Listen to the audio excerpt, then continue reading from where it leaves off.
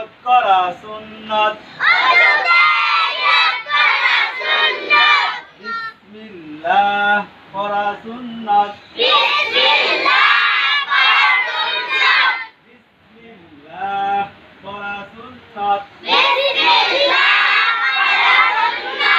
দুনু হাতের কবজি সহ তিনবার ধোয়া সুন্নাত দুনু হাতের কবজি